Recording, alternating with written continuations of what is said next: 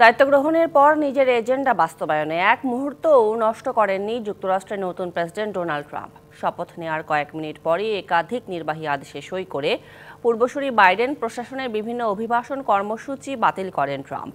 বৈধভাবে যুক্তরাষ্ট্রে অভিবাসনের প্রকল্প CBP-1, জন্মসূত্রে নাগরিকত্ব লাভের প্রক্রিয়া সহ বিভিন্ন কর্মসূচি বাতিল করে অভিবাসন বিরোধী পদক্ষেপ নিয়েছেন ট্রাম্প।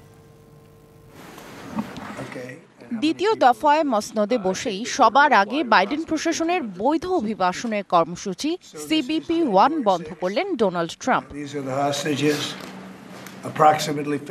এর মাধ্যমে 30,000 অভিবাসন প্রত্যাশী অনিশ্চয়তায় পড়লেন। এছাড়াও প্রথম দিনেই রাজনৈতিক আশ্রয় প্রার্থীদের আবেদন ঠেকানো এবং সীমান্ত সিল করার উদ্যোগ নেন ট্রাম্প। পাশাপাশি যুক্তরাষ্ট্রের দক্ষিণে মেক্সিকোর সাথে সীমান্তে জরুরি অবস্থা জারি করেন। এতে সীমান্তে দেয়াল নির্মাণের জন্য কংগ্রেসের অনুমতি ছাড়াই ফেডারেল তহবিল থেকে অর্থায়নের ব্যবস্থা করতে পারবেন ট্রাম্প।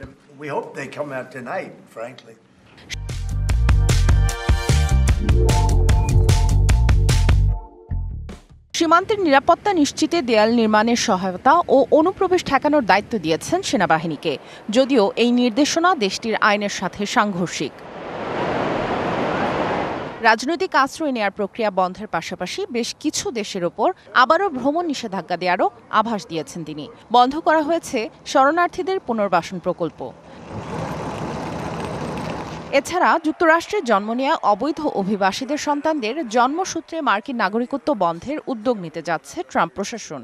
এতে স্বাস্থ্যসেবা সহ সরকারি বিভিন্ন সেবা থেকে বঞ্চিত হবেন অবৈধ অভিবাসীদের সন্তানরা। এছাড়া প্রেসিডেন্ট ট্রাম্পের আগের মেয়াদে যেসব অবৈধ অভিবাসীদের কাছ থেকে সন্তানদের আলাদা করা হয়েছিল, সেসব পরিবারের একত্রীকরণের জন্য বাইডেন প্রশাসনের গঠিত টাস্ক ফোর্স ভেঙে দিয়েছেন ট্রাম্প। তার এজেন্ডা বাস্তবায়নে অভিবাসন কর্তৃপক্ষকে যেসব স্থানীয় সংস্থার সহায়তা করতে অপারগতা জানাবে, ফেডারেল তহবিল থেকে তাদের অর্থায়ন বন্ধের নির্বাহী আদেশেও সই করেছেন নতুন মার্কিন প্রেসিডেন্ট।